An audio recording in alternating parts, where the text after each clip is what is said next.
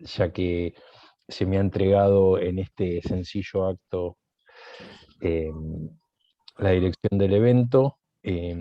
Hago la presentación del doctor Juan Carlos Frontera, eh, que es el director del área de posgrado de la universidad. Como todos sabemos, su área de expertise es la historia del derecho, y justamente este evento lo realizamos de manera mancomunada entre el Seminario Permanente de Historia del Derecho que coordina el doctor Frontera, con el Seminario de Cuestiones Actuales de Dogmática Penal que me toca coordinar a mí. Hecha esta breve introducción, doctor, la palabra es toda suya. Bueno, muchísimas gracias, Alejandro. Solemne, sencillo, pero no deja de ser solemne el acto de entrega del mando. Quiero agradecer la participación de Pablo Burgueño y la participación de Horacio Romero Villanueva, que son dos profesores destacados de nuestra especialización en Derecho Penal. Lamento la ausencia por temas laborales de la directora de la especialización en Derecho Penal, la doctora María López Alducín, a quien vamos a extrañar en este evento. Agradezco que Alejandro haya asumido la moderación del mismo, y también destaco la presencia del doctor José Carlos Costa y la doctora Claudia Sumovilla, que pertenecen al claustro docente de nuestra facultad y en especial del área de posgrado. Bien, ser el primero no es lo más conveniente, porque uno siempre está esperando lo que dicen los demás, así que en esta vez me ha tocado funcionar a la inversa, y el primero, igual que el último, tienen que ser breves porque el núcleo central o lo más importante del evento está en el centro, ¿no? Es lo más sabroso. Creo que es importante esta actividad que hemos hecho en conjunto entre los dos seminarios, y quiero agradecer al director del instituto, el doctor Guillermo Jensen, que haya avalado y acompañado esta actividad, porque creo que tenemos que recordar periódicamente estos hechos y actos jurídicos importantes en nuestro desarrollo del orden jurídico argentino. Y en esta ocasión nos estamos presentando en un nuevo centenario. Hasta hace poco hemos vivenciado centenarios institucionales, y hoy vamos a vivenciar un centenario en cuanto a nuestra legislación, ¿no? La semana que viene vamos a estar también conmemorando un nuevo aniversario del Código de Vélez. Creo que hay un punto, quizás José, Claudia, Alejandro, Horacio y Pablo me han escuchado muchas veces decir esto, ahí les pido la licencia. No voy a decir que el público se renueva, pero creo que es importante comenzar planteándolo de esta manera. Nosotros tenemos un momento importante de la aparición de la codificación a nivel nacional que se va a dar entre 1860 y 1880. Podemos decir que es el tiempo de la preparación del modelo agroexportador y los comienzos del establecimiento de ese modelo agroexportador. Y creo que a veces el práctico del derecho o el jurista pierden de vista la verdadera significación de la codificación, ¿sí? Recién Horacio mencionaba que había leído un artículo muy breve mío sobre el tema de la descodificación penal, tema que me ha preocupado, la cuestión de la administración de la justicia penal, pero en el periodo colonial, y ver luego su proceso de codificación en tiempo nacional.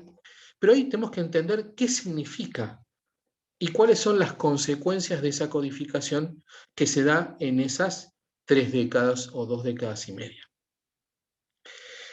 Ese Código Penal que estamos conmemorando hoy, que es de 1921, conocido como el Código Moreno, aquí hay estudiosos del derecho penal que lo van a conocer más en profundidad que yo, está siendo uno de los actos fundacionales del orden jurídico argentino y del Estado argentino en el siglo XX. ¿Sí? Creo que los códigos, y ahí insisto con lo que decía recién, que los juristas y los prácticos del derecho pierden de vista porque se inmiscuyen en el problema técnico, que no es un problema menor, pero quedan solamente a esa vista, y olvidan que los códigos también pueden ser vistos desde un punto de vista político, como sí lo ven la clase dirigente política, y uno lo puede descubrir en más de un discurso presidencial, que esa máxima magistratura plantea que la recodificación o la sanción de un nuevo código implica un acto fundacional o refundacional, son actos, como decía recién, fundacionales del Estado. Ese código que se basa en el anteproyecto de Carlos Tejedor, un anteproyecto que va a ser manipulado, cambiado por diversas comisiones, va a sufrir mucho, esa redacción de Carlos Tejedor va enmarcando ese proceso de actos fundacionales en materia penal. Y ahí vamos a tener dos hitos. Tanto la sanción de ese anteproyecto del Código Penal de Carlos Tejedor, que nace en la década de 1860 y recién se ve sancionado en la década de 1880, y al poco tiempo, y va a ser uno de los primeros códigos que va a sufrir una modificación integral, que va a sufrir la modificación a través del proyecto Moreno, hacia 1921. Piensen que los demás códigos no sufrieron modificaciones integrales tan cercanas a su nacimiento. Si mencionáramos el Código Civil argentino, recién tiene una reforma profunda en 1968 y una integral en el 2015. Si nos preguntamos en materia comercial, también vamos a ver lo mismo. Recién en el 2015 hay una reforma integral. Por más que haya anteproyectos que van teniendo mejor desarrollo o menor desarrollo. Si lo vemos en materia de minería, también vamos a ver la misma situación. O sea, no hay reformas tan prontas como sucede con el Código Penal. Eso significa que ahí tenemos en forma interesante que una misma clase dirigente, porque en última instancia la generación que está gobernando hacia el 21, hacia 1921, por más que sean radicales en su origen, no dejan de formar parte de la generación del 80, me estoy refiriendo a Irigoyen y a Alvear, son parte de esa generación del 80, no está en discusión el modelo agroexportador, lo que está en discusión es el problema del régimen político, el problema de la representatividad política, no del sistema político. Y ahí es un tema que hay que empezarlo a analizar, que es un mismo grupo dominante que replantea la modificación del Código Penal y hay un cambio de paradigma. Como ustedes bien conocen, ustedes pertenecen a esta disciplina y son estudiosos de esta disciplina, el proyecto o la escuela a la cual se va a apoyar el anteproyecto de Tejedor no es la misma que la de Moreno. La de Moreno va a tener una perspectiva más en el ámbito sociológico, en el ámbito antropológico, en el ámbito politológico. O sea, estamos entrando a partir del Código Moreno en el siglo XX. Es cierto que si vemos el proyecto Tejedor y vemos el proyecto Moreno, hay un hecho que es muy interesante que va a suceder en el medio, que es un poquito corrido hacia Moreno, más que en el medio justo, en un punto equidistante, que va a ser la primera generación de juristas, como señala Víctor Tobón Satido, que habla de la generación de juristas de 1910. Él dice, es la primera vez en 1910 que podemos hablar que hay juristas dedicados plenamente al estudio del derecho. Y ahí aparecen los grandes padres de la tratadística del derecho penal, como la del derecho civil o la del derecho comercial, pero en particular las del derecho penal. Y comenzamos a ver preocupaciones en las revistas jurídicas o en otro tipo de publicaciones sobre las teorías del derecho penal. Entonces queda una idea de que quizás esa codificación de Tejedor, que vuelvo a decir, Tejedor queda como el nombre, porque hay muchos que van a participar en las comisiones y por un tema de tiempo no los voy a ir mencionando y para no hacer aburrida la exposición con temas de nombres, pero hay varias comisiones que van a tomar cuenta de ese anteproyecto y que lo van a ir reformulando, que van a distanciarse de ese proyecto original, por supuesto, pero que en última instancia nos da un carácter ecléctico de ese código, como son los demás códigos. Todavía no tenemos una escuela propia en el Río de la Plata. Vamos a tardar bastante en tener escuelas propias. Podremos hablar de la teoría egológica, desde el punto de vista filosófico, del intriversalismo, del trialismo, pero aún en el trialismo, escuela propia no va a ser. pero en materia penal vamos a también recibir, post-Moreno, también una inmigración europea, particularmente italiana y española, de aquellos que salen de la guerra, ya sea de la Segunda Guerra Mundial o aquellos que salen de la Guerra Civil Española, que van a nutrir en muchos aspectos las diferentes ramas del derecho, y el derecho penal no va a quedar apartado, ¿no? Uno, más allá de la dogmática penal, en este momento viene a mi mente Jiménez de Azúa, ¿sí? Como elemento paradogmático, si ustedes quieren, más que un elemento dogmático. Pero cuando vemos el Código Moreno, claramente estamos viendo que se está instrumentando ese proyecto ya con una, no digo con una escuela autóctona de la ciencia jurídica argentina, pero ya con hombres que conforman un grupo de estudio dedicado plenamente a los estudios del derecho y en particular en nuestro caso del derecho penal. Sin duda la codificación va a generar y en materia penal lo podemos verificar claramente, va a generar una tensión en cuanto a la enseñanza del derecho. El derecho ya nos va a ser visto desde el punto de vista de las grandes instituciones, viendo su historicidad o sus aspectos filosóficos, sino que nos vamos a centrar en la dogmática. Y uno lo puede ver en los diferentes planes de estudio. Esto, vuelvo a decir, José, Alejandro, Pablo, Claudia, Horacio, me han escuchado en más de una oportunidad diciendo, bueno, los proyectos de planes de estudios se enmarcaban directamente en qué artículo a qué artículo del Código Penal o del Código Civil o del Código Comercial debían referirse. Y el derecho penal comienza a tener una autonomía, porque si lo vemos pre a la codificación, el derecho penal se enseñaba junto con el derecho comercial. Y eso ustedes lo pueden verificar si van a la biblioteca de la Facultad de Derecho de la Universidad de Buenos Aires y piden los apuntes de Derecho Comercial de Carlos Tejedor, van a ver que la última partecita está dedicada al derecho penal. Y si lo viéramos desde el punto de vista procesal, el derecho penal va a tardar en lograr una autonomía desde el punto de vista procesal. ¿Por qué? Porque si ustedes ven la Ley 50 de enjuiciamiento civil, uno de los últimos títulos, el último título, está dedicado al derecho penal. Y si se fijan en la Administración de Justicia en el periodo patrio, se habla de la Cámara Civil y la Cámara Civil también entendía en temas penales. O sea que la codificación, tanto de Tejedor como la de Moreno, nos separa plenamente del modelo español. No digo que el modelo español no tenga influencia en la codificación, pero claramente nos estamos separando de esa visión que tiene el derecho español, que tiene, por supuesto, una fuerte influencia en nuestras universidades y en la práctica tribunalicia que estamos justo dando un vuelco hacia ese comienzo de esa aparición de la codificación, insisto, como actos fundacionales del Estado moderno argentino.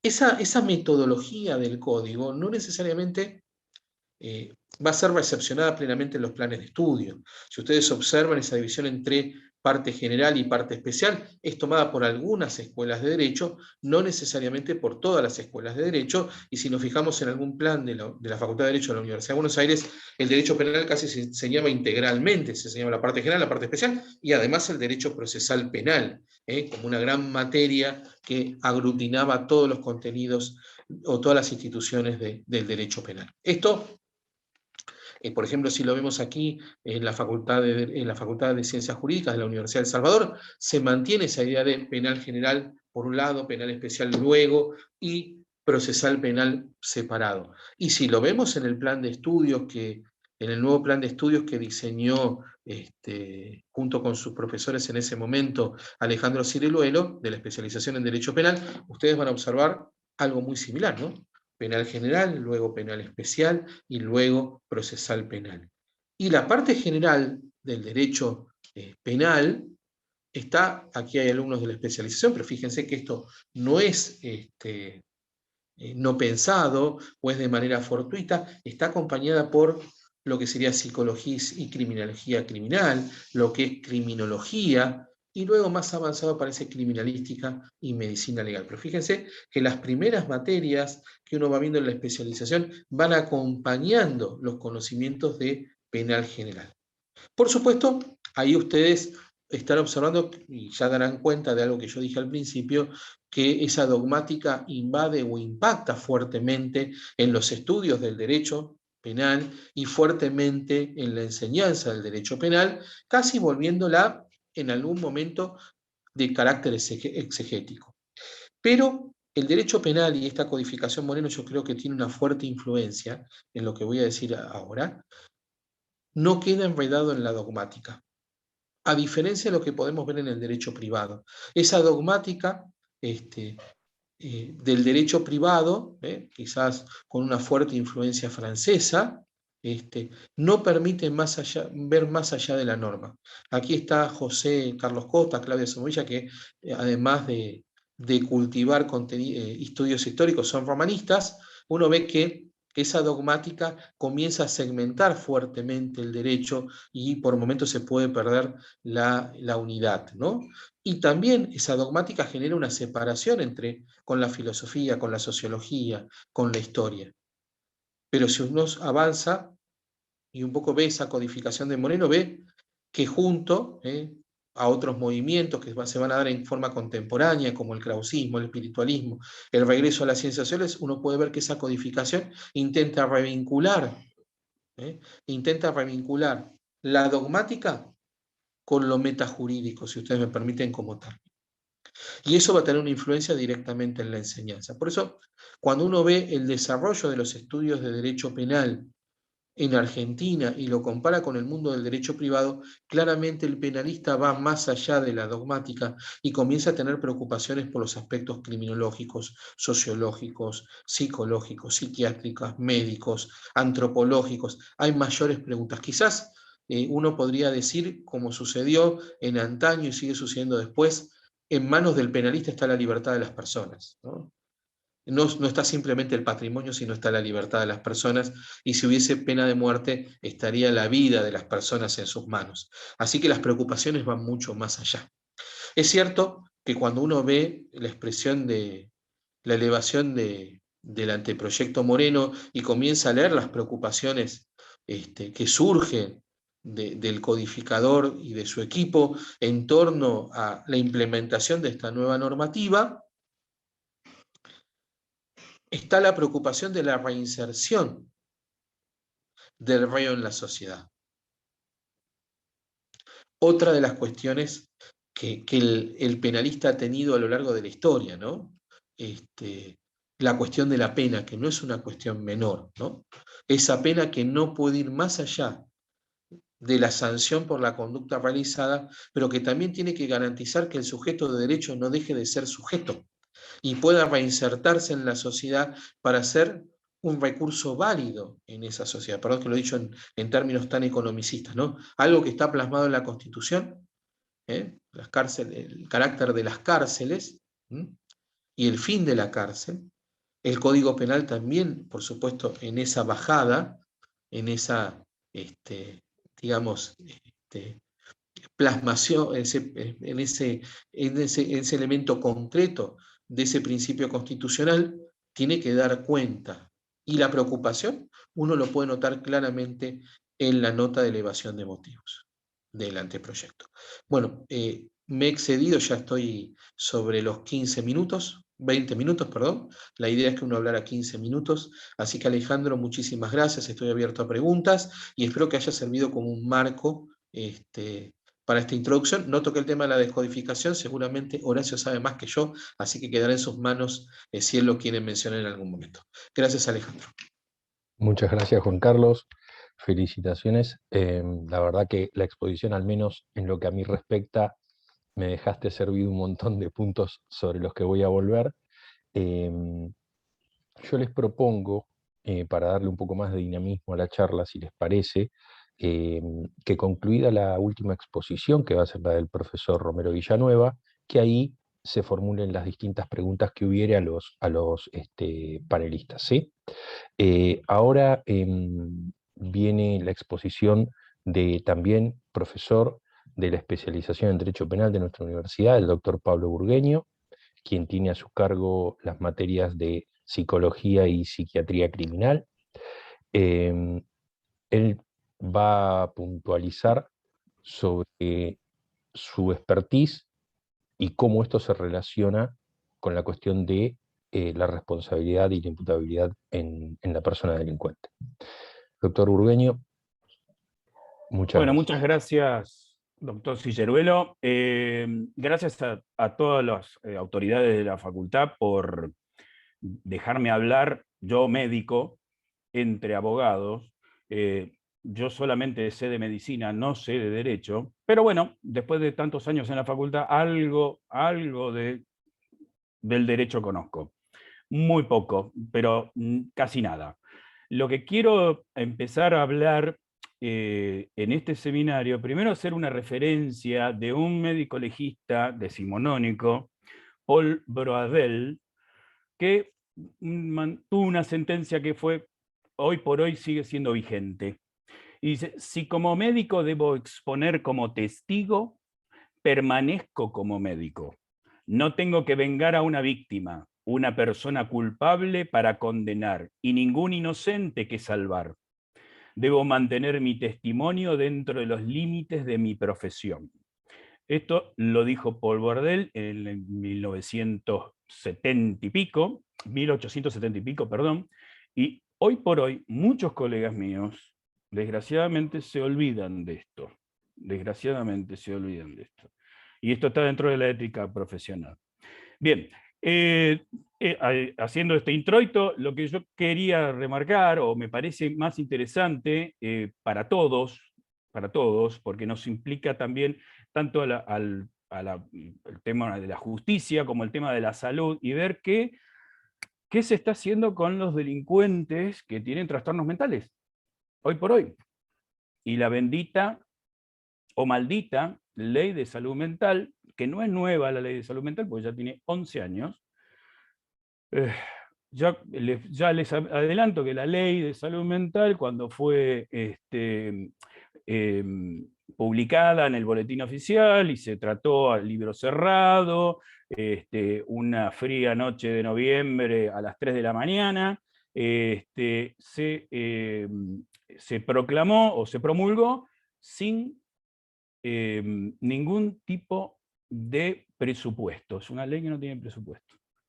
¿De dónde sacan el dinero? No se sabe. Bien, hoy por hoy, ¿qué pasa cuando nosotros tenemos, ustedes abogados y yo como médico de la justicia, nos enfrentamos a un delincuente que tiene un trastorno mental? ¿Qué tiene un trastorno mental? Bueno, ¿qué puede llegar a pasar? Hay tres entidades en el servicio penitenciario, que dependen del servicio penitenciario, alguna parte y otra en el Ministerio de Justicia. Una es el Prisma, el famoso Prisma, que todos dicen, no, bueno, está bien, mira, tirale el 34 y que lo manden al Prisma. El Prisma lo evalúa y te lo deja guardado ahí, como pasó muchas veces.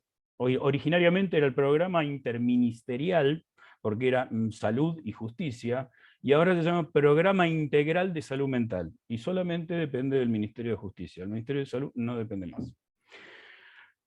Otro que depende del Ministerio de Justicia es el PROTIN, ¿sí? Que es un programa de tratamiento interdisciplinario que se utiliza para pacientes, lo que nosotros los psiquiatras denominamos duales, es decir, aquellos que tienen trastornos de la personalidad y tienen problemas con sustancias. ¿Sí? Son pacientes bastante difíciles, muy frecuentes de ver, pacientes muy difíciles en el tratamiento, tienen esto, pero este programa es voluntario. Si el paciente no quiere, no va a hacer ningún tipo de tratamiento mientras esté con su condena. Y el otro es el CRD, o el Centro de Rehabilitación de las Drogodependencias. Ustedes sabrán que hay mucha relación entre el delito y la drogadependencia, que también es voluntario. ¿Sí? Hoy por hoy, si me mandan a mí a ver a un detenido. Yo ahora estoy trabajando en el Ministerio Público Fiscal de la Ciudad de Buenos Aires, me mandan a ver un detenido para ver si se le puede imputar los hechos que se le han enrostrado, y si comprende y dirige.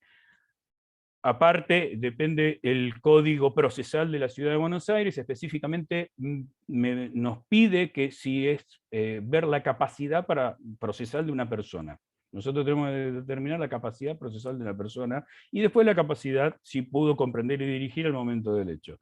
En ninguno de los códigos procesales se cuestiona esto, solamente el de la ciudad, porque en los otros códigos se toma como que la persona siempre fue capaz, siempre es capaz hasta que se demuestre lo contrario. Bueno, acá es al revés, es incapaz hasta que se demuestre lo contrario. Bien, una vez que lo tenemos al detenido, lo podemos llegar a tener en la comisaría, en una alcaidía, uno puede llegar a decir, este tiene un tipo de trastorno que no se le pueden imputar los hechos o no comprendió al momento del injusto. Esto queda en varios caminos, ¿sí? Nosotros en medicina tenemos los algoritmos o árboles de decisión, que si tiene esto, hay que hacer esto, si tiene aquello, hay que hacer tal cosa. Bien.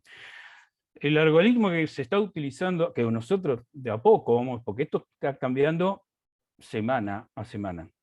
No es de, bueno, una administración a otra. No, esto va cambiando de semana a semana. Bien.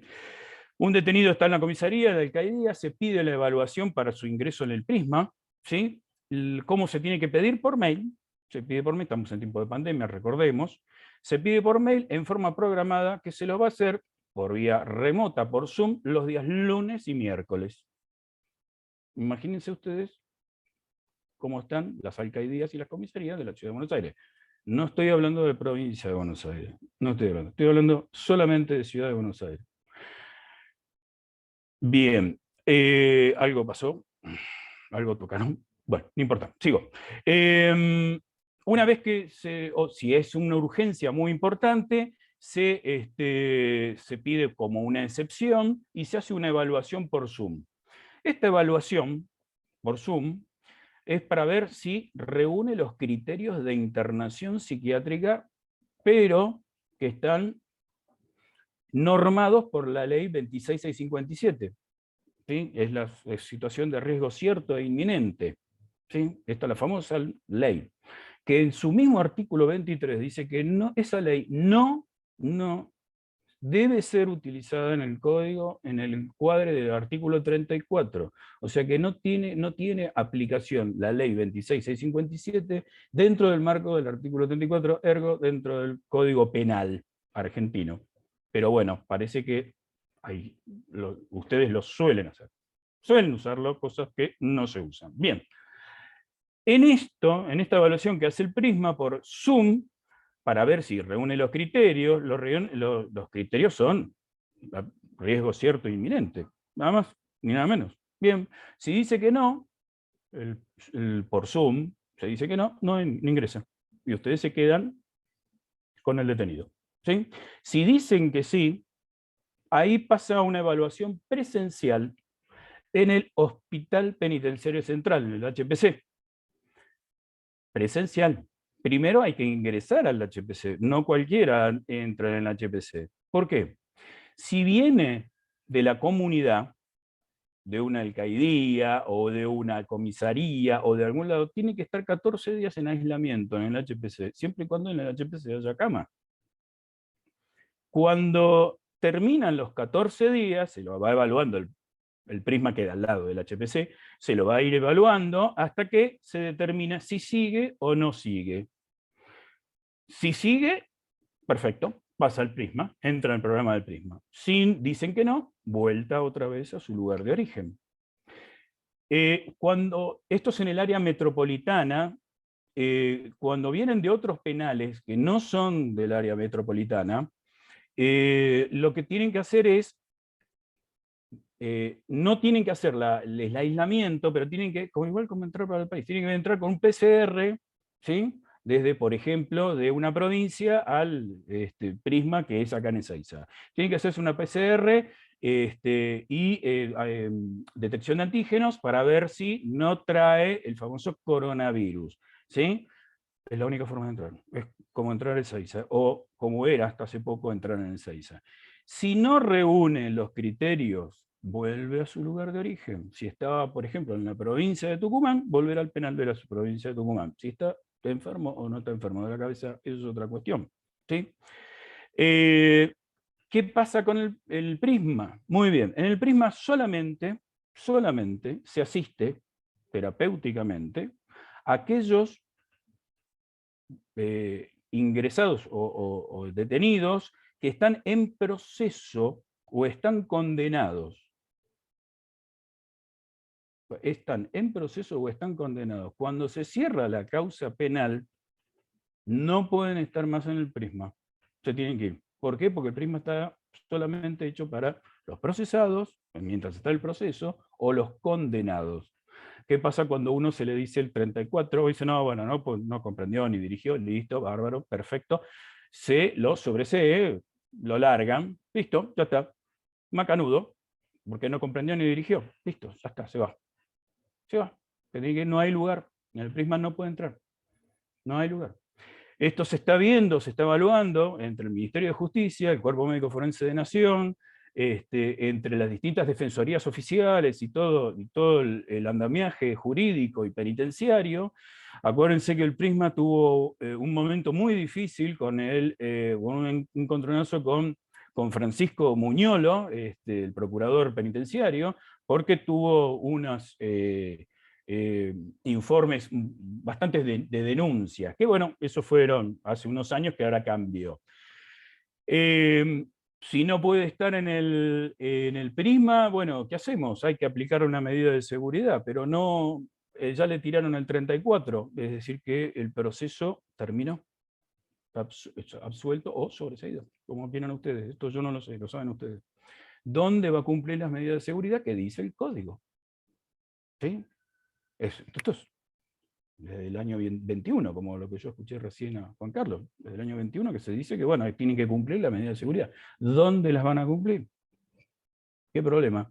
En el Borda, en el Hospital Laura Bonaparte o ex Cenareso, o en el Hospital Alvear, siempre y cuando haya cama. Siempre, y que tenga criterio de internación psiquiátrica. Porque si no tiene criterio de internación, es decir, no está en situación de riesgo cierto e inminente, no se le interna. Entonces le dicen, señor, usted no está en situación de riesgo cierto e inminente, se puede ir a su casa. Aunque haya hecho un homicidio, un abuso sexual, lo que quieran, lo que quiera. Supongamos que quiera, bueno, está bien, reúne los criterios para la internación psiquiátrica, ningún problema, se interna, por ejemplo, en mi querido Hospital Borda, no hay hospitales cerrados en la ciudad de Buenos Aires, no hay cerrados, no existen. El Borda son todos los hospitales son abiertos, todos los hospitales de la ciudad de Buenos Aires son abiertos. O sea que el paciente si quiere escaparse, se va a escapar. No va a tener ningún tipo de problema, ningún tipo de problema. Y, cosa que ha pasado varias veces, no muy seguido por suerte, están haciendo tratamiento, abandonan el tratamiento, se escapan y después, bueno, aparecen por ahí haciendo otras travesuras, ¿sí? Esto suele pasar, lo vemos muy seguido esto. ¿Qué pasa cuando hay una orden de internación involuntaria? Cuando ya el juzgado emite una orden de internación involuntaria, ahí ya se le determina el artículo 34 y cesa la función del fuero penal. Y empieza el fuero civil. Normalmente lo que pasa con el fuero civil, que es por ley, no hay problemas con las competencias. Empiezan a luchar entre ellos quién es competente, quién no es competente, que esto y que el otro, a quién se lo informamos, a quién no le informamos, a quién le decimos que está internado, a quién no le decimos que esto y que el otro. Y así estamos, así está, vamos, país. Otra de las cosas que también, esto forma parte de los derechos humanos, ¿no? Estamos hablando tanto de los derechos humanos, es mientras están alojados o están dentro del programa del Prisma o del programa del Protin, no tienen visitas conyugales. No tienen visitas conyugales. No hay progresividad de régimen para sus beneficios, es decir, que no es que, bueno, se va dando un puntaje, que tiene buena conducta, que tiene criminológicamente, se lo va siguiendo, no, eso no tiene directamente, no lo puede cumplir, ergo puede pasar más tiempo en el Protin o en el Prisma de lo que le correspondería habérsele sido la pena originaria, si no hubiera sido declarado inimputable. El tema del peculio. El tema del peculio depende del servicio penitenciario, que son trabajos, ¿no? Son trabajos, son trabajitos. ¿Trabajitos de qué? La huerta y los que le dicen los fagineros, los que hacen la limpieza. ¿Sí? Esos son los fagineros. Tienen un pequeño peculio. Bien, con el tema de la pandemia, se cortó eso. Se cortó porque no hay que circular por la huerta y hay que limpiar, pero los detenidos no. Entonces, ¿qué hacemos? ¿Qué podemos hacer? No hay mucho para hacer. La puerta giratoria, como dicen todos, es así, esto es así. Los pacientes siguen internados en el Borda. Antes de la ley se proclamaba que tenían que salir de la desmanicomialización de la ley Basaglia del año 90 de Italia y que esto y que el otro, cosa que la provincia de Río Negro hizo y tomó esa Dalí en la década del 90 y después tuvo el problema del asesinato de su gobernador Soria por manos de su ex mujer. Tuvo que venir a Buenos Aires para internarse. Y ahora está, creo que está en Chipoleti. Sí. Está con una prisión domiciliaria, aunque tenía perpetua. Bien. ¿Cómo salimos con esto? Bueno, hay países o regímenes que tienen reglamentado esto, hay muchos países que tienen reglamentado esto, que es uno que se llama el tratamiento ambulatorio involuntario. Es el paciente que, bueno, directamente pacientes graves, ¿sí? Que tienen que hacer tratamiento ambulatorio, pero obligatoriamente tiene que cumplirlo. ¿Esto qué pasa? El paciente que, por ejemplo, que dejó de tomar la medicación, se descompensó y le partió una tabla al vecino, porque no, en pandemia, acuérdense que los consultorios externos psiquiátricos se cerraron, las admisiones, y se seguía estamos ahora, como Zoom, que es algo terrorífico. Imagínense para un paciente psicótico. Bien. Este tratamiento ambulatorio involuntario se lo obliga al paciente a hacer el tratamiento, tiene que ir cada tanto, tiene que cumplir con el psiquiatra o con el terapeuta, se le va a indicar, tiene que comprar la medicación, tomarla y hacerle el control permanente hasta que se determine judicialmente cuándo termina ese control. Esto es ambulatorio, no demanda mucho presupuesto que no tenemos, porque no hay presupuesto para la ley de salud mental. Y en esto sería una alternativa para lo que nos está pasando a nosotros en un país con un 50% de pobreza. ¿Qué más decirle a ustedes, abogados? Bueno, si pueden ayudarnos a nosotros, cuando nosotros le planteamos, mira, está para internar y no lo internan en los hospitales, bueno, no podemos hacer más nada. Esta reflexión quería nada más hacerlo, pero no sé si me pasé de tiempo o no.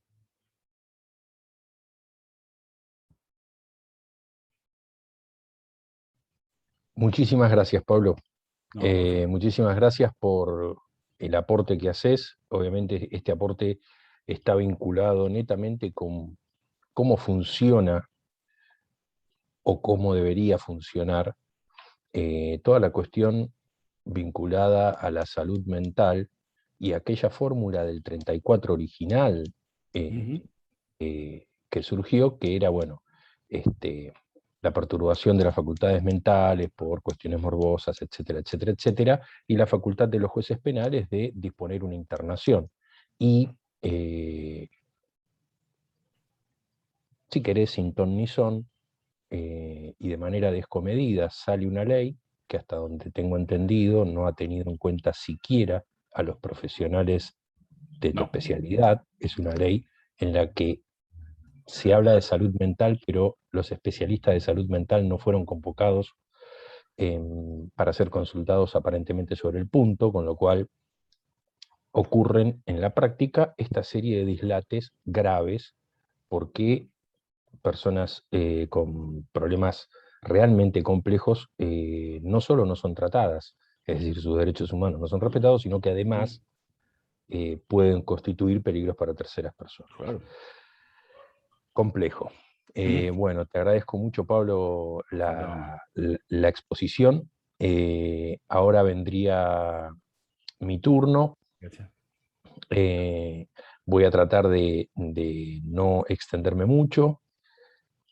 Bien, acá el doctor Frontera hizo un muy buen panorama de dos cuestiones que me parecen a mí claves.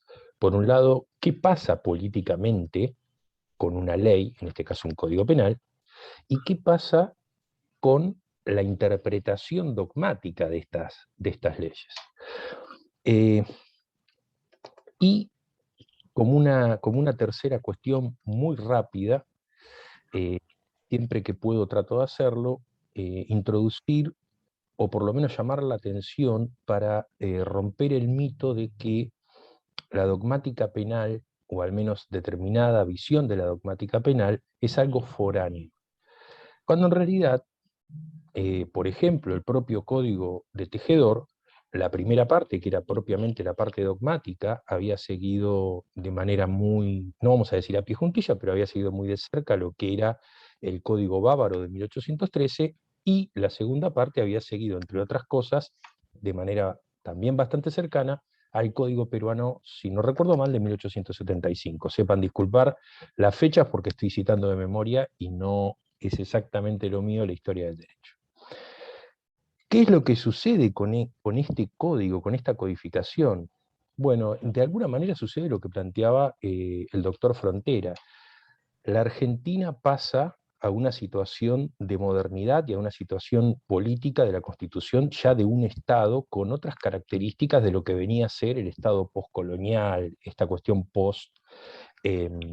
constituyente, un proceso constituyente que abarcó no solo desde 1820 hasta 1853, sino que se prolongó hasta la constitución definitiva del país en 1860. El código de 1886, que era el código vigente, que tomaba como base al código Tejedor, no venía a resolver ciertos problemas que se estaban dando, porque el proyecto político del país en ese momento era el proyecto de la inmigración, era el proyecto propuesto en el preámbulo de la Constitución Nacional, aquel proyecto de todos los hombres de buena voluntad del mundo que quieran habitar el suelo argentino. Con la inmigración comenzaron a existir una serie de inconvenientes y una serie de problemas que políticamente eran tratados de un modo, o tuvieron una respuesta jurídico-política determinada.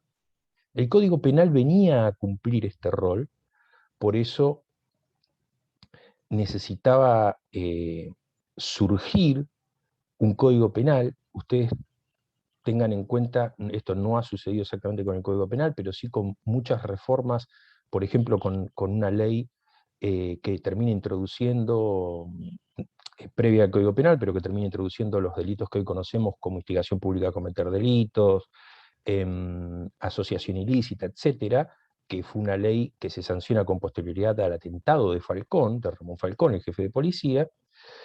Las leyes penales eran vistas como una cuestión vinculada al control social policial. Por eso esa ley, después del atentado de Falcón y muchas otras, eran entregadas para su visto, o por lo menos que contaran con el visto bueno del jefe de policía en ese momento de la ciudad de Buenos Aires, que hoy vendría a ser el jefe de la Policía Federal, para poder llegar al Congreso. El derecho penal entonces estaba concebido de alguna manera como una necesidad de control social. Esto traía aparejado, en lo que es mi ámbito de expertise, que es la dogmática penal, esto traía aparejado un desarrollo dogmático pobre, por no decir muy pobre. Es cierto que existían, por ejemplo, el tratado ajustado a la época, pocas cantidades de páginas y demás, creo que era de editorial Joly, el tratado de Derecho Criminal de Carlos Tejedor. Pero eran interpretaciones como para poder operar con la ley penal existente. El Código Penal el Código Penal de 1821, que comienza a tener vigencia en 1822, cuyo centenario hoy estamos celebrando, realmente fue un código muy austero en el sentido de que hasta el día de hoy permite seguir operando con él, a pesar de los, permítanme esto, daños que le han hecho, los daños jurídicos que le han hecho con las modificaciones asistemáticas, con las modificaciones oportunistas que ha tenido. Pero ¿qué sucedía? Los jueces tuvieron un año para poder ajustar su visión y aplicar la nueva ley. Básicamente, ¿con qué se contó en ese momento? Se contó nada más ni nada menos con un tratado de varias páginas que lo edita el propio Rodolfo Moreno Hijo, que es el Código Penal y sus antecedentes. Un libro que, si tienen la oportunidad, busquen, porque están todos los antecedentes previos a la codificación de 1821 y es realmente jugoso. Pero sigue siendo un libro austero y parco en la cuestión vinculada netamente a la interpretación sistemática de la ley penal, es decir, una respuesta analítica, abstracta, que permita resolver los casos idénticos de maneras similares. Otorgarle previsibilidad a los justiciables, sería esto. ¿Qué sucedió con el código? Bueno, el código, el doctor Frontera mencionó a Luis Jiménez de Azúa. Luis Jiménez de Azúa tiene dos incidencias en lo que constituyó la dogmática nacional o el inicio de la dogmática nacional. En primer lugar, la primera, si no recuerdo mal, la primera disertación de apertura de la cátedra de Jiménez de Azúa en la Universidad de España, donde él en ese momento dictaba clases, estamos hablando año 1925, tuvo ocasiones de asistir o de tener conocimientos de ella Sebastián Soler. Sebastián Soler adquiere ahí a cabalidad las enseñanzas que provenían ya de la dogmática alemana, que eran las que trasladaba Jiménez de Azúa al derecho interno español, para poder explicar el Código Penal y la Ley Penal española. Es decir, desde la ley positiva, tratar de tener una capacidad analítica integral que le dé racionalidad al sistema. Sebastián Soler comienza a tratar, y a través del acceso a diversa literatura de la época, por su acceso al idioma alemán, logra acceder a obras como la de Franz von Liszt y Ernst von Belli, el clásico sistema causalista conocido como sistema Liszt y Belli. Soler va mucho más allá y comienza a brevar de otras fuentes, desde el punto de vista metodológico, y esto me parece que es lo importante, que son las fuentes de la escuela filosófica del sudoccidente alemán, básicamente la escuela de Frankfurt, que esa escuela hace toda una interpretación de cómo debe metodológicamente analizarse el derecho, y en esa interpretación aporta su propia visión sobre las enseñanzas de Kant. De allí que se la conozca también como visión neocantiana. En 1940 aparece el primer tratado, el primer tomo del Tratado de Sebastián Soler, que proponía de manera totalmente revolucionaria, hasta ese momento, una forma abstracta, secuencial, analítica y racional de analizar la ley penal. El método que sigue, básicamente, entre otras cosas, Soler, no se alejaba tampoco tanto del positivismo jurídico. Esto hace que la Escuela de Córdoba, la Facultad de Derecho de Córdoba, empiece a adquirir una preponderancia significativa, a punto tal que, por ejemplo, una de las obras indiscutibles de la época, que era el tratado, o el curso de Derecho Criminal, etcétera, que escribe Carrara, profesor, como ustedes saben, de la Universidad de Pisa, fue traducido por Núñez, supervisado por Soler, por Núñez con cooperación de otro profesor más, pero básicamente por Núñez y supervisado por Soler.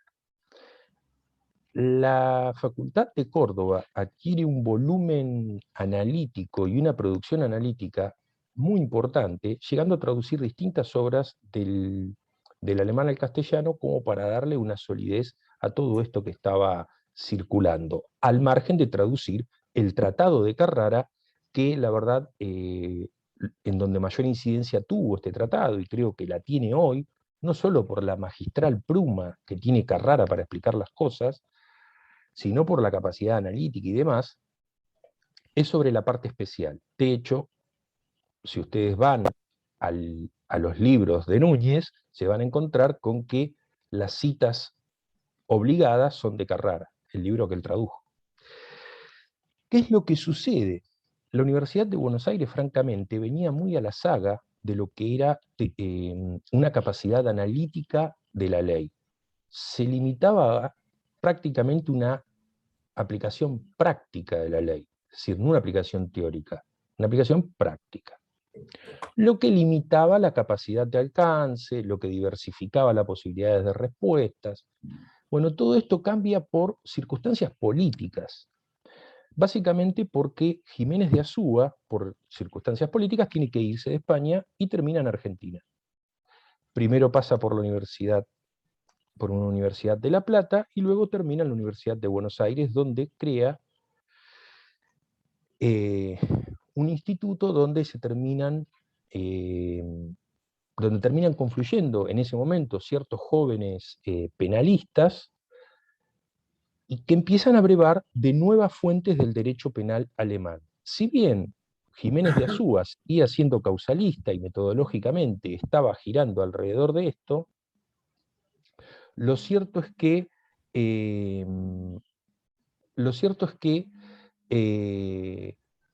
él habilitaba a sus estudiantes básicamente, entre otros, eran Esteban Riggi, Bacigalupo, Macquart, Gladys Nancy Romero, varios de estos profesores, muy jóvenes en aquella época, los habilitaba al acceso de la moderna tendencia alemana, que en definitiva seguía siendo la explicación teorética y la explicación abstracta y analítica para interpretar la ley penal.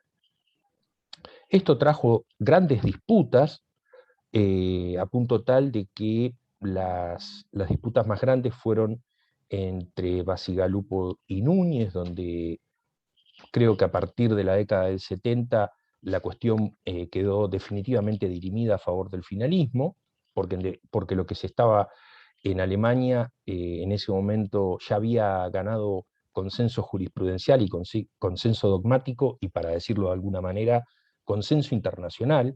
El libro de Hans Welzel, que en realidad solo se traduce la mitad del libro, el libro de Hans Welzel era un solo tratado que tenía una parte de teoría del delito y una parte de delitos en particular, la parte especial del derecho penal. Acá en Argentina se traduce en 2 ocasiones, la primera la traduce Fontán Balestra con colaboración, y la segunda la traducen Yáñez Pérez y otro profesor más, que es la que se maneja habitualmente, que es la 11ª edición alemana. Se traduce, para poner ejemplos, al japonés, al coreano, al italiano, al griego, al castellano. Tuvo 11 traducciones en total esa obra. Esto hace que la Universidad de Buenos Aires se encuentre no solo en condiciones de dar, entre muchas comillas, esta batalla dialéctica con la Universidad de Córdoba, sino también una batalla metodológica, porque el método que proponía el finalismo, y esto es lo menos estudiado en el finalismo, el punto de partida filosófico, y los libros de Welzel de filosofía del derecho son los menos estudiados, o al menos hasta donde yo tengo noticias son los menos citados, proponía un punto de partida completamente distinto, y esto es lo que le posibilitaba no tener el acotado margen que tenían los causalistas positivistas, que era: si el legislador me cambiaba una palabra o una coma, mi interpretación necesariamente tenía que salir corriendo y cambiarla, y no podía ir mucho, mucho más allá. Esto también le pasó a los positivistas y causalistas alemanes. O sea, a Liszt, a Belin, les pasó esto, terminaron superados por estas mismas circunstancias. Punto de vista metodológico que proponía el finalismo, en resumidas cuentas, venía a decir que para parafrasear a un profesor español finalista ortodoxo, lamentablemente recientemente fallecido, el profesor Luis Gracia Martín, el método finalista es un método óntico, axiológico o sintético real normativo. Es decir, es un método que, a partir de la observación del fenómeno de la realidad que quiere regular el derecho, debe interpretarlo. Y esta interpretación se sustenta también sobre los fenómenos que regula el Código Penal, que en definitiva es la positivización de fenómenos que ocurren en la realidad. Ejemplo concreto, no es lo mismo un robo simple que un robo con armas. En esos dos fenómenos de la realidad existen ontológicamente, es decir, existen en su configuración datos completamente diferentes que necesitan explicaciones diferentes y racionalizaciones diferentes. Después de esto, esta batalla en Argentina quedó saldada por completo, ya a partir de la década del 80 prácticamente esto pasó a ser indiscutible. La Corte Suprema de Justicia de la Nación hace un par de años atrás fue acogiendo a la teoría finalista en distintos momentos, pero hace un par de años atrás, en una queja a raíz de la aplicación del artículo 41.4 del Código Penal argentino, es decir, la posibilidad de imputarle a una persona mayor que en un hecho delictivo concurre con un menor de edad, la agravante vinculada a participar con un menor de edad en un hecho, exige no solo la ubicación sistemática del dolo en el tipo, sino también la configuración de un dolo como un elemento que requiere conocimiento y voluntad de realización del tipo objetivo. Es decir, la Corte, en la queja Núñez, Maximiliano, definitivamente dijo: la teoría que impera acá es finalista. Bueno, la Corte viene a decir esto como 30 o 40 años después de que lo haya dicho el Tribunal Supremo Alemán, el Bundesgerichtshof, y que fue lo que le dio el puntapié cúlmine a la obra de Belsen. En Alemania se están surcando otras aguas que giraron abruptamente a lo que es un normativismo, básicamente lo que está llegando acá traducido y a mayor disposición, pero no es lo único que hay, son las obras de Roxin y la obra de Günther Jacobs y del discípulo de Jacobs,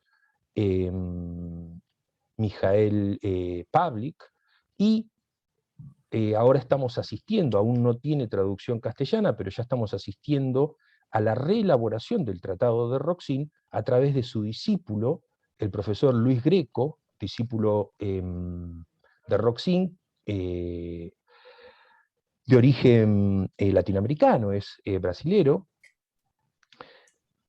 y a Argentina esta discusión llega fragmentada. Entonces tenemos una aplicación completamente asistemática de los tribunales argentinos de partes, como si una obra, para poder abordar el análisis del Código Penal, pudiera ser fragmentada y de apartes. Yo pudiera interpretar el Código Penal argentino, la legítima defensa, según la teoría de Roxin, y el dolo, según la teoría de Ingeborg Puppe, por ejemplo. Bueno, esta falencia de asistematicidad, si se me permite la palabra, también se traslada al práctico y a la doctrina. Esta falencia de no saber metodológicamente de dónde partió el autor ese, qué consecuencias ulteriores se obtienen para los restantes institutos del Código Penal, hace que se estén obteniendo muchas veces resoluciones contradictorias, muchas veces resoluciones no de manera intencional, pero sí que en los hechos lo sean, arbitrarias. Y en América Latina ha cundido, más que todas estas obras, una apreciación muy particular de la dogmática que la introduce el profesor Zaffaroni, y que él retoma de un par de trabajos que en Alemania no tuvieron mayor éxito y que fueron abandonados en la década del 80, sobre la incorporación al ámbito de la culpabilidad de conceptos de sociología criminal, de sociología crítica, del análisis crítico sociológico sobre las instituciones, particularmente esto de ver cómo el derecho penal, que es netamente selectivo, se sostiene esto sin ningún tipo de investigación empírica que me permita avalar lo que digo, y a partir de ahí obtener consecuencias, como por ejemplo, a mayor vulnerabilidad de un sujeto, medida vaya uno a saber de qué modo, se puede llegar, aún siendo responsable por el hecho ese sujeto, a ser declarado no culpable, para traducirlo de algún modo el término al castellano. Nosotros tenemos, frente a esto, una obligación de bregar siempre, entiendo, humildemente, por un estudio, en primer lugar, metodológico. ¿Cuál es el punto de partida metodológico? Porque si no, no tenemos forma de recorrer ningún código penal. El segundo punto es que la teoría debe darle una interpretación a la ley, pero no puede sustituirla y crearla. Y esto es algo que se está viendo lamentablemente en una suerte de interpretación anárquica en determinados fallos. Da la sensación de que yo puedo tomar cualquier idea y, aunque no tenga ningún soporte legal, aplicarla y dictar un fallo, condenatorio, absolutorio, no importa. Este problema no solo se ve en lo que tiene que ver con la ley penal de fondo, esto también se ve en la ley procesal, donde se están inventando institutos que no existen, donde se están aplicando determinadas cuestiones que técnicamente no existen. Cuando digo no existen es, vamos al código y no están.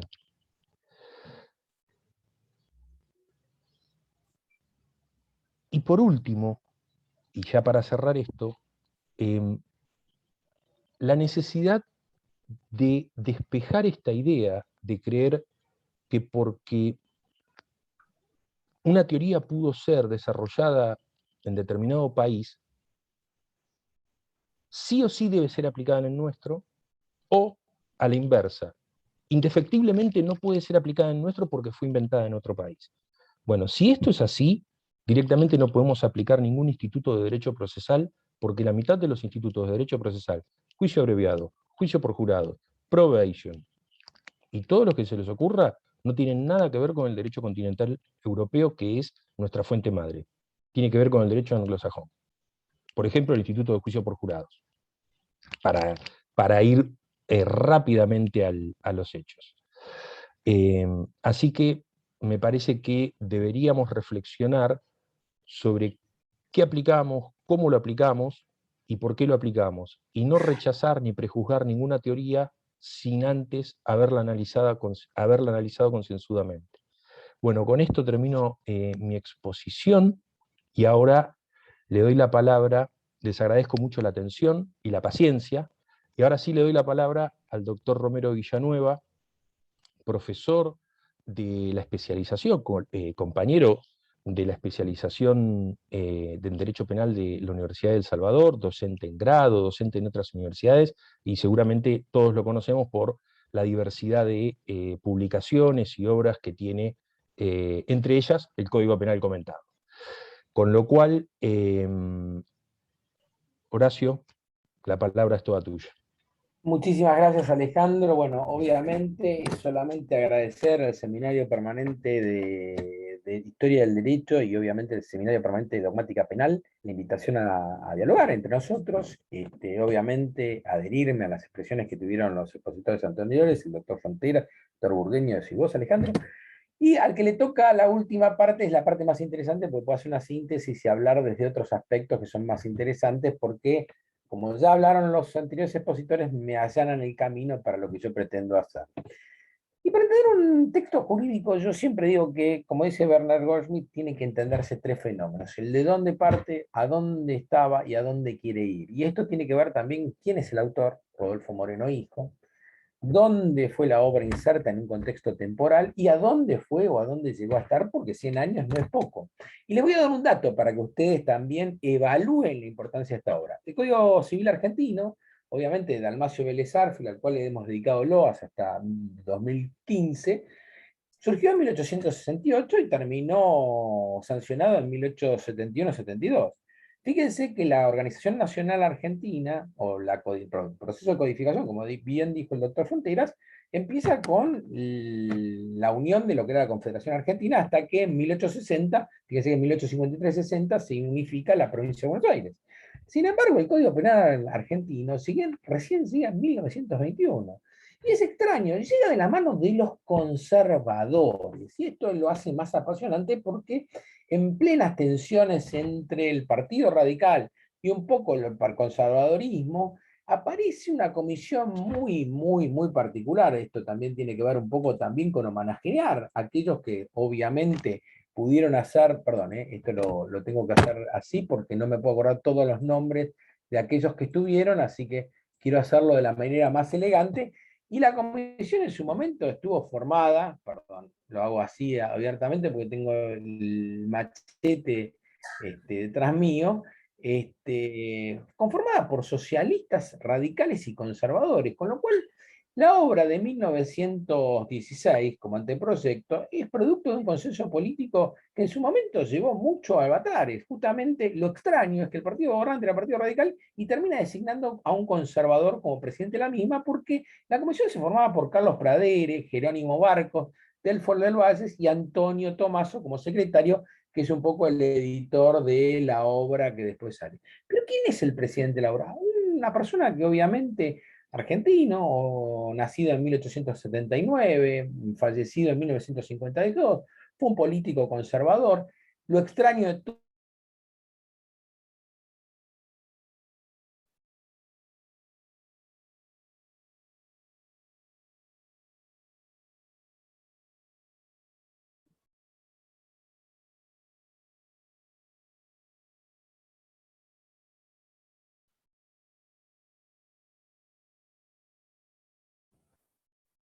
me cortó la corrección, así que sigo. Un poco lo extraño del derrotero jurídico de Rodolfo Moreno Hijo es que en realidad era hijo de un chileno y una brasilera, no era argentino. Su padre había sido ingeniero, había participado en el gobierno de Roca, había sido profesor de álgebra y cálculo en la Universidad de La Plata. Él se doctora en jurisprudencia en la Universidad de Buenos Aires y su tesis doctoral es muy extraña, porque en realidad no era un penalista. Si uno toma el origen de Rodolfo Moreno, era en realidad más hoy podríamos acercarlo a una cátedra de Derecho Económico, ya que su tesis justamente se llama el proteccionismo industrial. Y poco que se conoce, yo realmente hoy cuando venía para acá hablando, fui a algunas librerías tratando de buscar la obra de Rodolfo Moreno, y acordé y encontré un libro de 1903, donde él, antes de su tesis doctoral sobre el proteccionismo jurídico, escribe sobre la ley penal argentina, ascribía a la idea un poco de lo que era el positivismo jurídico, termina escribiendo un libro muy poco conocido por el ambiente penal autóctono, digamos, que es El problema penal de 1933, que Sésamo hace una edición con un prólogo muy interesante de Córdoba, pero en realidad nosotros tenemos como un estigma. A este pobre hombre le hemos puesto un estigma de conservador, de dirigente conservador, y esto hizo que un poco, producto de su origen espurio y el fraude patriótico con que llega a la gobernación de la provincia de Buenos Aires por parte del Partido Conservador durante la década del 40, termina siendo como una especie, en el 43 con Castillo, termina siendo como un estigma al cual nunca le brindamos los suficientes galardones que merece, al igual que por ahí Vélez Arfield. La obra en sí, el momento de la elección de la obra. El momento de la obra es monumental.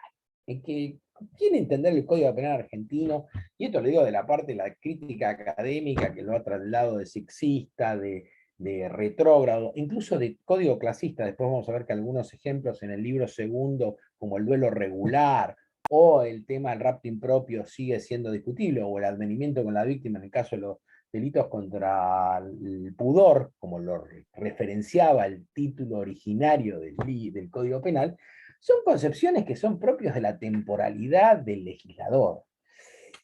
A mí cuando me preguntan rápidamente el Código de 1921, era un código, como dijo algún jurista chileno, era un código de subsistencia, era un código que tenía que llegar a un consenso. Y llegó a un consenso tan profundo que fíjense que tiene 100 años. Y hablar de una obra en un país donde todo es perenne, donde todo es cambiante, donde todo es absolutamente vano o fútil, realmente tiene un mérito. Llegar a construir dogmáticamente un código que no ascribió a las dos grandes escuelas del momento, las grandes discusiones de dogmática penal de principios de siglo, que era la escuela positivista italiana, la escuela positivista, que era un poco la idea de el hombre delincuente, que influye en el código del 30 en Colombia, influye también en el código uruguayo del 33, si mal no recuerdo, e incluye en el código peruano también, del mismo periodo.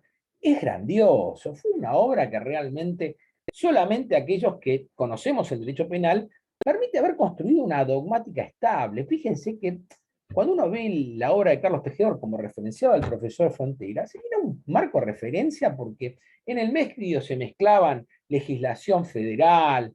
Para colmo de males, el Código Tejedor era un código que había nacido, obviamente, medio entre gallos y medianoches, porque era el código de la provincia de Buenos Aires, que había sido rápidamente adoptado por el resto de las provincias, o algunas provincias y otras no. Córdoba no lo aceptaba. En el medio existía legislación hispana todavía, con lo cual a 1916, ya cuando el país había festejado el centenario del 25 de mayo, teníamos una dispersión normativa importante. Y el otro problema que uno ve en la temporalidad del personaje, obviamente Rodolfo Moreno, que esto también merece su suscripción, es que él, a pesar de haber hecho un código aséptico, en sus libros era un positivista. Cuando uno lee El problema criminal de 1932, o sea, 12 años después, el código es de 1921, pero las sanciones de 1919, el anteproyecto del 16, 12 años después ascribe un positivismo jurídico que lo deja como pinceladas a lo largo de su código, fundamentalmente en el delito imposible, cuando habla de la pena para aquel delito que fuera obviamente imposible de su ejecución o realización, que todos conocemos el 44, es una especie de locura donde la pena se le aplica igual por la peligrosidad del sujeto, o determinados juicios de valor que parecen interesantes, por ejemplo, cuando él sostiene la idea un poco de la idea del peligrosismo, particularmente en el 41, cuando habla de los medios de vida, la necesidad de tomar en cuenta la posibilidad de procurar separación para terceros, o la conducción para lograr un mejoramiento de vida, que obviamente está influido. No se olviden que también Rodolfo Moreno dijo, convivía con grandes monstruos de la criminalística que, sosteniendo a Burgueños, es justamente José Ingenieros. Los ingenieros y y Peralta Ramos eran los dos pilares psiquiátricos que tenía el problema criminal en Argentina, porque el positivismo sostenía de alguna manera que la criminalidad era una enfermedad social. Entonces, cuando uno ve lo que era el problema penal en el siglo XIX, y particularmente la estadística criminal, cuando empieza a utilizarse el método científico, era lograr crear un anticuerpo a aquellos elementos que eran disociantes para el orden social, estructurado en un sistema de clases, en un sistema obviamente conservador y burgués, que garantizaba una constitución de neto corte raigambre liberal, a la cual ascribía un modelo constitucional que pretendía formar una nación bajo las premisas de un modelo de segunda o primera generación constitucional. Ni hablemos de la problemática de la pena, porque la pena, si bien es revolucionaria, fíjense que Moreno incorpora la condena a ejecución condicional, se preocupa por también, en su momento, por clasificar a los penados por reclusión o prisión, tiene la posibilidad de eximir de prisión a aquellos que fueran valetudinarios o embarazadas. Y era un código humanista, era un código de vanguardia para una sociedad que venía de un régimen, de un modelo social agrario evidentemente influenciado por una idea kantiana del siglo XIX, como dijo muy bien el doctor Cirulero, que servía para construir una nacionalidad, o un país que pretendía progresar frente a la inversión extranjera y fundamentalmente también estabilizar el mandato de 1853-60, que era en el viejo 67, inciso 12, la construcción de un código penal. Fíjense que era una materia pendiente, algo agónico, o sea, habíamos organizado el país en 1853-60, pero no teníamos código penal, teníamos pseudoestructuras codificadas que hacían las veces de leyes penales. Esto es el contexto temporal. ¿Por qué es grandiosa la obra? ¿Por qué es tan realmente de una proyección tan importante? Primero porque es una obra que tiene 100 años. Sencillamente la temporalidad es el mejor ejercicio para entender si algo es bueno. Y materia legislativa, alguna vez yo he tenido que leer legislación extranjera, particularmente inglesa, y me sorprende cuando los ingleses citan una ley sobre lesiones de 1868. Y yo me pregunto, ¿cómo sobrevive una legislación en 1868 para que los ingleses sigan citándola en el siglo XXI? Y ahí es la tarea del intérprete. Yo creo que lo grandioso del Código Penal en sus 100 años es que ha logrado ser una fórmula aséptica sin necesariamente recoger las discusiones de dogmática propias de las distintas escuelas del derecho penal y ha logrado construir la posibilidad de una progresión interpretativa. Y esto cuando digo progresión interpretativa es decir, ¿cómo actualizo el mandato de la ley? ¿Cómo lo veo en el día a día que me toca vivir a mí? Cuando la academia o parte de la academia le hace una crítica a la obra de Rodolfo Moreno Hijo como una obra evidentemente clasista, y esto también tiene que ver con la famosa discusión sobre la idea del código cuando legisla, por ejemplo, en el libro segundo, porque es mi materia, en el artículo 97, el duelo regular, y evidentemente hay que entender también que Rodolfo Moreno y los legisladores, como los cité, Prades, los del Valle, eran hombres del siglo XIX, eran hombres que habían nacido al calor de determinadas ideas que hoy nos parecen hasta ridículas, probablemente por la propia evolución social de los distintos estamentos, que nos permiten decir, bueno, evidentemente el duelo regular o el duelo de padrinos no tiene mucho sentido. Fíjense que incluso cuando hace una crítica como un duelo, como una legislación clasista, dice el que se batiera a duelo con intervención de 2 o más padrinos, mayores de edad, que eligieran armas y arreglen las condiciones del desafío. Hay que entender que en el siglo XIX, y particularmente este código, recuerden que el anteproyecto de 1916 es un remozado que el mismo Rodolfo Moreno Hijo cita cuando crea este código, y esto es importante, lo voy a citar textualmente porque me parece importante, dice que toda innovación es una experiencia comprobada y que necesita ser adoptada en función de lo que ha existido precedentemente. De ahí que nos parece importante, esto en las palabras de Rodolfo Moreno Hijo, tomar los proyectos anteriores para lograr crear un código vigente que tenga plena aceptación. ¿Cuál es maravilloso? Rodolfo Moreno no trata de inventar algo, sino que adopta lo que ya se venía discutiendo y sucesivamente en las distintas cátedras. Cuando vine a esta conferencia, una de las cosas que más me sorprendió es que el problema penal tampoco es muy citado, que es una obra del 32, es posterior a la sanción. Y acá ya me permito decirles a ustedes algunas críticas que le he hecho a este código. Y la parte de la crítica es válida si uno lo toma dentro de los contextos sociológicos, temporales y culturales actuales. Si yo pretendo mirar el fenómeno histórico de 1921 con el prisma actual, y probablemente pueda encontrar muchísimas críticas. Y no solamente críticas de un código clasista, también un código sexista. Alguna vez se ha dicho que es un código sin perspectiva de género.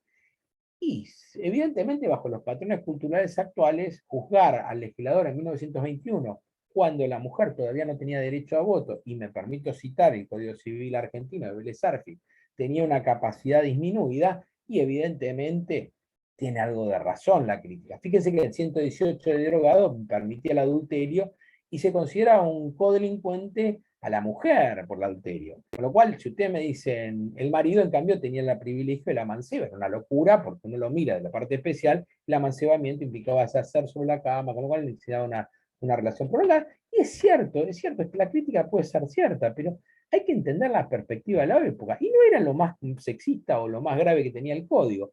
Fíjense que en el rapto, si ustedes recuerdan, existía el rapto impropio o impropio. En 130, el viejo código hablaba de prisión de 2 a 6 años si se robara a una mujer casada, como el rapto de las Sabinas.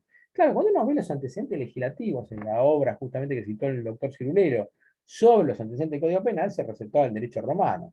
Ni hablemos, obviamente, de lo que se entendía el advenimiento del 132, que era el caso de una violación, estupro, rapto, abuso incesto, la mujer soltera que era restituida a su casa como si fuera un objeto, si se casara con el ofendido quedaba exento de pena, o en otro lugar seguro, decía el código, que era lo más gracioso, era otro lugar seguro. ¿Qué sería otro lugar seguro en la visión del codificador? Obviamente esos son los contextos temporales. Fíjense que era una obra de 1920 que había seguido los lineamientos medianamente de lo que era el derecho hispano, el derecho alemán. Fíjense que lo que revoluciona más la obra de Rodolfo Moreno Hijo en realidad es el Código Suizo. Cuando uno ve en materia de aborto, en materia de algunos tipos penales, el Código Suizo tiene muchísima influencia, el Código Alemán también. ¿Qué pasa con la protección de este código? ¿Qué nos pasa hoy con la protección de este código? Bueno, este código evidentemente ha sufrido el mismo avatar que ha tenido nuestro país cuando trata uno de entender la legislación, el movimiento legislativo en política criminal. Esto tiene que ver también con una crítica. La legislación criminal argentina es desordenada como su política criminal. Y esto me hago cargo, lo afirmo, lo sostengo y lo puedo mantener durante horas de discusión. ¿Y por qué es desordenada nuestra política criminal? Porque no guarda principio de proporcionalidad. Moreno tenía una idea de cómo estructurar la estructura de los bienes jurídicos en el libro segundo. Él sostiene fundamentalmente una idea de codificación a partir de títulos que recogieran valores jurídicos. Esto también lo dice la Corte en el famoso caso Legumbre, Sociedad Anónima, donde sostiene que un poco la legislación penal lo que tiene que proteger es el bien jurídico, sobre pretexto de que la interpretación no permita extender la punición a otros bienes distintos a lo que el legislador tuvo en cuenta.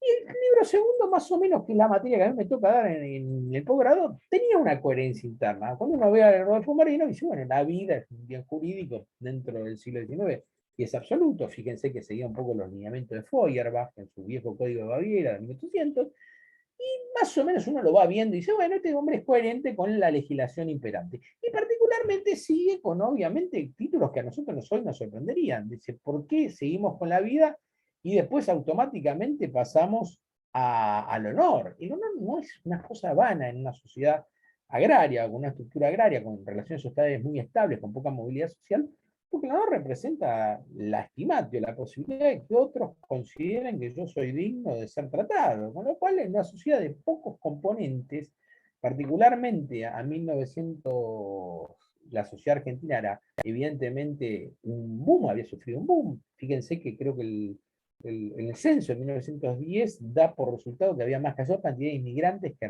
nacionales, o sea, había mayor cantidad de población extranjera.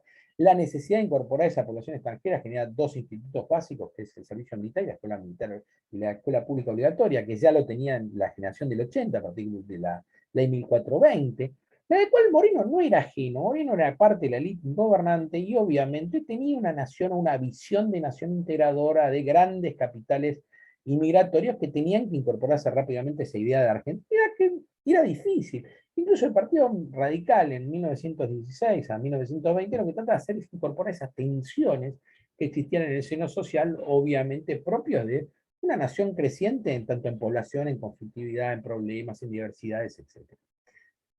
¿Qué pasa con este código? Este código realmente es fascinante porque ha sido producto de más de 17 reformas, o intentos de reforma de todo tipo, color, tamaño, competencia política, desde el positivismo, que rápidamente uno podría citar los códigos del 30, Gómez, Eusebio Gómez, o el mismo Levene, que tiene un código en el 53, de neto corte positivista, donde ascribía más a una idea del sujeto que el acto.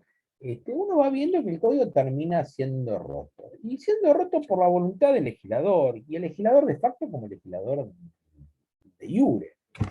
¿Y por qué digo esto? Y porque uno cuando mira la dinámica del libro segundo dice, bueno, ¿cómo es esto? Fíjense que el código, por ejemplo, en el artículo 89 tiene una pena, que son las lesiones leves, salvo que fueron por un delito más severamente penado, de 1 mes ¿a qué? A 1 año de prisión.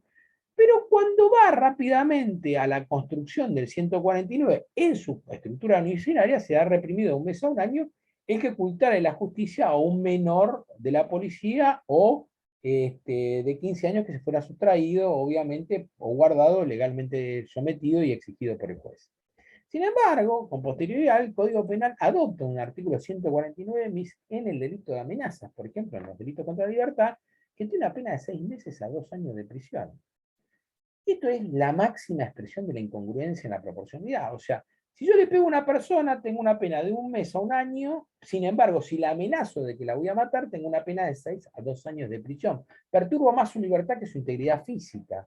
O sea, que alguien se equivocó medianamente en mirar proporciones entre delito de resultado y delito de expresión, como dicen algunos españoles. Los españoles dicen mucho más simpático a nosotros, dicen delito de expresión, estos delitos de amenaza, como las injurias, calumnias o la preconización del consumo de estupefacientes, y lo llaman como delito de expresión.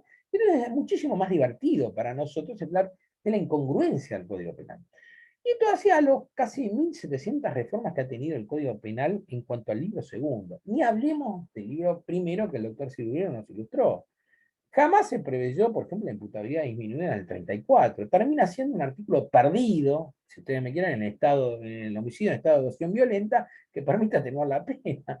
Ahora, ustedes me dicen, hay personas psicopáticas que merecen la misma pena que el autor, y bueno, yo le diría, en algunos delitos sería muy discutible si un celopático, por ejemplo, que mata, merece la misma pena que el homicida por odio, placer o violencia de género.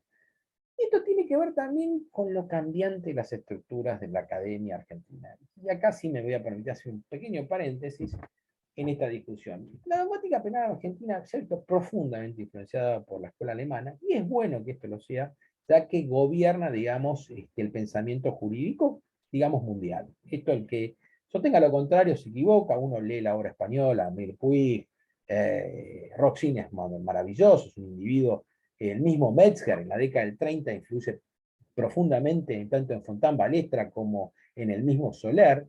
Realmente algún amigo mío ha dicho que Soler era el Metzger argentino socializado, como para que nosotros lo podamos entender. Pero también tenemos que entender algo que es muy particular en nuestra idiosincrasia cultural y académica. El código ha logrado sobrevivir a las distintas ideologías que han gobernado el derecho penal. Con lo cual, alguna cualidad debe tener una obra de 100 años que permite. Salvo la introducción del título 13º en el libro segundo, que son delitos contra el orden económico financiero, que es una introducción que trae Righi por el problema de la responsabilidad de personas jurídicas, porque el código originariamente estaba hecho para las personas físicas, de societatis no punse delinquet, de Ulpiano era la máxima en el código originario, en la mentalidad del legislador originario, las personas jurídicas no cometían delitos, porque aparte había una referencia específica al artículo 43 del Código Civil de Vélez Arfield. Nosotros hoy en día tenemos problemas, obviamente, de delitos complejos, donde el entramado societario administra responsabilidad. Esa introducción ha sido realmente lo más novedoso que uno ve en este Código Penal, que realmente merece algún estudio detenido, porque salvo algunos pinceladas en el descomiso o la suspensión del juicio de prueba, que para los juristas ordinarios nos genera dolor de cabeza, porque es una introducción al artículo 76 bis, con una redacción no horrible, fatal, fatal, porque el legislador, en vez de asumir las consecuencias de legislar en la República Argentina con un estudio empírico y con base de datos, lo que hace es construir consensos políticos según las circunstancias de la época, y más de esto no me voy a dedicar porque podríamos tener una charla de horas sobre por qué la suspensión del juicio de prueba estuvo mal legislada, y fíjense que el mejor ejemplo es el debate en un famoso plenario que se llama COSUTA, la Cámara de Casación Penal. En realidad lo que hemos logrado es construir un código desestructurando o descodificando el mismo código, lo cual a veces es más hilarante el pensar cómo logramos construir un derecho penal en función de fallos, de consensos dogmáticos, que en realidad lo que elige la legislación. ¿Qué auguro para el futuro? ¿Qué proyección tiene este código de 1921? Bueno, le auguro la muerte. Lamentablemente, salvo que esto ya ha habido 4 intentos de reforma grande en el 2006, en el 2013, en el 2017, y el último será el que Dios diga, el código va a extinguirse. El gran problema de los anteproyectos o los consensos supuestos de los proyectos. El más importante fue el del 2013, obviamente, que fue la famosa legislación de Zaffaroni, Barbagelata, Pinedo, Gilavedra y no me acuerdo quién más, Arlanian, un proyecto que obviamente nació con un cierto consenso político, las fuerzas mayoritarias dentro de la Cámara de Diputados, no tuvo mayor suerte ni mayor éxito. Después vino el proyecto de obviamente Goriski, compañía, que es un poco Jacobus, y qué sé yo, que también repetía el proyecto del 2013 y del 2006-7 del Ministerio de Justicia, que tampoco tiene más éxito. Sí, obviamente, mirando la tendencia latinoamericana, y esto es un poco ya para darles una proyección y terminar para no agotarlos, hay una tendencia a la modificación de todos los códigos penales, fíjense el código colombiano, y tienen muchísima influencia del Código Español de 1995. España cambia su ley de enjuiciamiento criminal y fundamentalmente cambia el Código franquista, en realidad casi franquista, de 1973 y lo modifica en el 95, con lo cual eso hace una apertura a la mayoría de los cambios legislativos en materia del Código colombiano, el Código ecuatoriano, el Código peruano y el Código chileno, que hacen a la modernidad de la reacción en las fórmulas normativas que tienen cada legislación. Sí, me encanta celebrar que algo dure tanto tiempo. Y esto también es importante para todos nosotros. Cuando los juristas logramos construir un marco de discusión que dura 100 años, yo diría que ya fue un éxito. Y esto para dar una reflexión final. Construyó las bases de una legislación homogénea, de una jurisprudencia estable, esto también lo digo sin lugar a dudas, porque cuando uno recorre el Código Penal y la jurisprudencia argentina a nivel nacional, no solamente la capital federal, sino a nivel de las provincias, realmente fue un logro el lograr construir fórmulas de reacción normativa que fueran estables para el resto del país. Y fundamentalmente fue un hito que, más allá de las modificaciones y obviamente las alteraciones que ha sufrido, sigue teniendo vigencia. Y esto es importante. Una de las cosas que a mí más me sorprende en los distintos proyectos que fui citando de reforma es que no logran consensos, y particularmente consensos dentro de las provincias. Y esto me sorprende porque, a pesar de que las provincias siguen siendo contestes de que algunas fórmulas normativas no satisfacen la política criminal persecutoria local, no dejan de suscribir al Código de 1921. Con lo cual, esto habla a las claras que es una fórmula de consenso, por lo menos social, que ha sido aceptada después de 100 años por todos los componentes de la nación. Esto es lo que quería expresarles a todos ustedes. Evidentemente podríamos hablar muchísimo más. Yo creo personalmente que hay que retocar el código penal, pero también habría que hacerlo con una comisión muy dedicada, absolutamente capaz por ahí de proyectar esos consensos que hemos logrado después de 100 años para no modificarlos. Y acá sí es un desafío que no me corresponde a mí, yo soy profesor de la parte especial, con lo cual a mí lo que me interesa son las figuras en concreto. Yo creo que el gran disenso dogmático en la República Argentina en materia de modificación de la ley penal o del Código de 1921 es la parte general. Porque la mayoría de los códigos que yo he leído, el proyecto del 2007, el proyecto del 2013 y el proyecto del 2017, las grandes diferencias están en la parte general y no en la parte especial, que salvo los delitos de lesa humanidad, algunas particularidades que uno podría encontrar, qué sé yo, la incorporación de las leyes penales especiales, que también ha sido un movimiento que ha desgastado el código, también seamos honestos. Es un código que nace viejo, pues ya para 1930, el siglo pasado, empieza a incorporar leyes penales especiales, con lo cual infla el código con una especie de superlegislación penal accesoria, y ni hablemos del defecto técnico de política criminal legislativa, que es incorporar tipos penales en leyes particulares.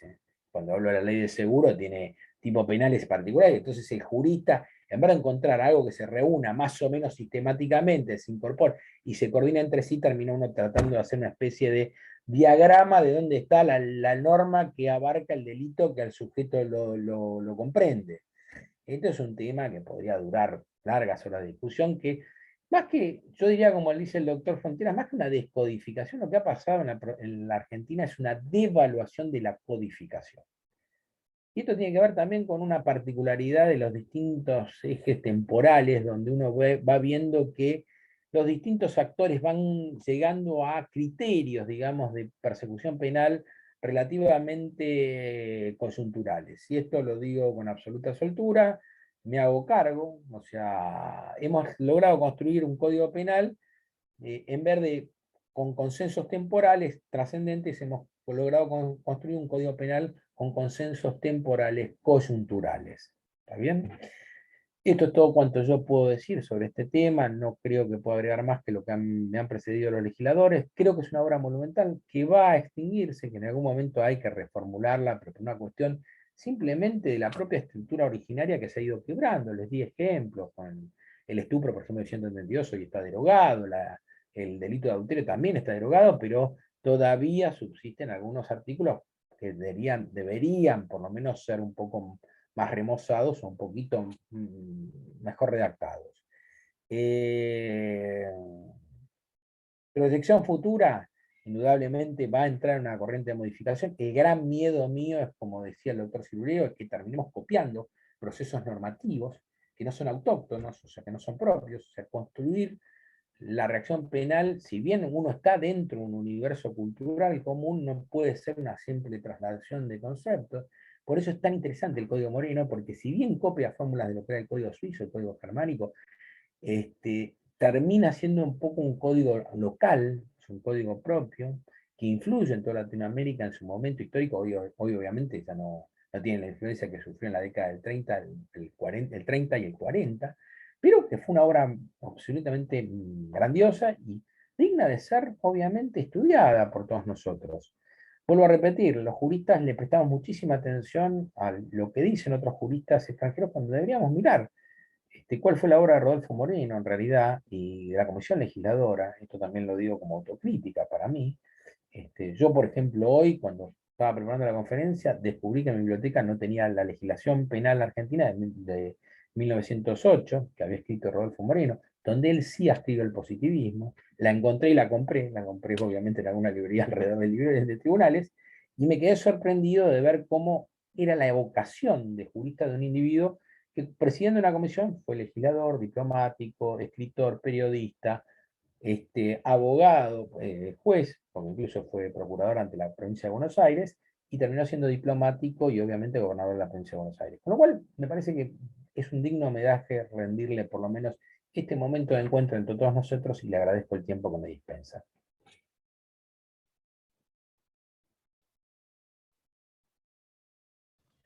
Bien, Horacio, muchas gracias.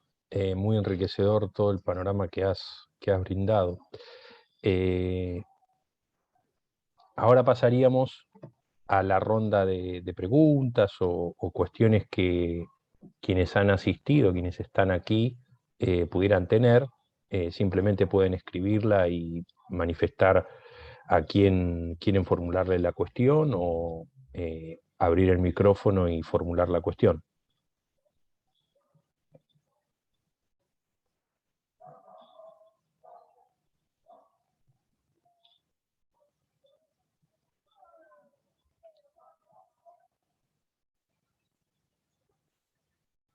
Sí, doctor Frontera. Usted ha levantado la mano. Sí, Alejandro, primero agradecerte la organización. No, y quería mencionarte que en 5 minutos me tengo que retirar porque tengo que comenzar una clase sobre un seminario de investigación. Muy bien. Era un tema organizativo, pero era aprovechar y felicitar a todos los expositores porque cada intervención fue brillante, y creo que el Código Moreno ha tenido un homenaje en esta sala de Zoom. Gracias, Juan. Bien, a los colegas que están participando pueden, como les dije, formular las preguntas por el chat, o si desean, abren el micrófono y nos preguntan. Dirigen las preguntas aprovechando lo que se ha expuesto, si ha generado dudas y demás.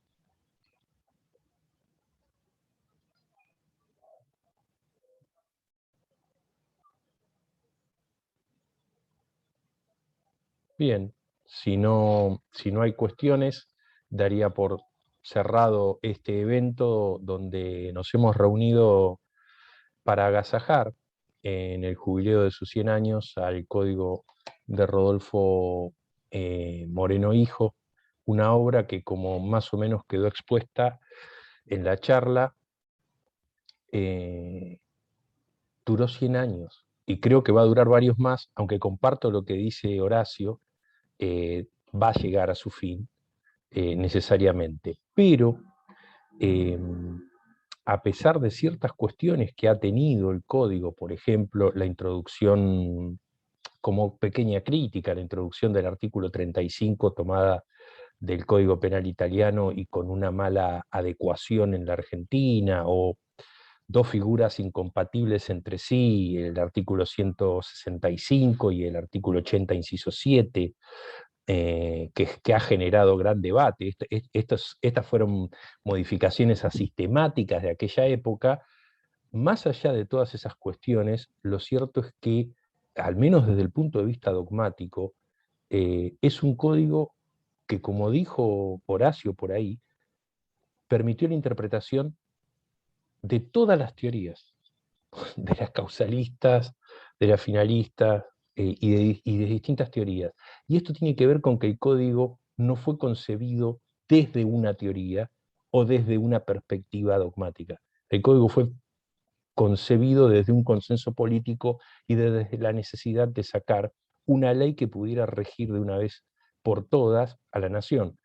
Porque no nos olvidemos que el Código Penal, en definitiva, si excluimos el Código del Trabajo, que todavía es una gran deuda del legislador desde 1853, fue el último código en tener vigencia. En la Argentina, los primeros códigos que tuvo fueron el Código Civil y el Código de Comercio, si mal no recuerdo. Bueno, un gusto poder haber compartido con mis queridos colegas y con todos ustedes. Les deseo a todos que tengan muy buenas tardes y nos estaremos viendo seguramente en otros eventos. Acá hay felicitaciones en el chat. Muchas gracias. Bueno, que tengan buenas tardes.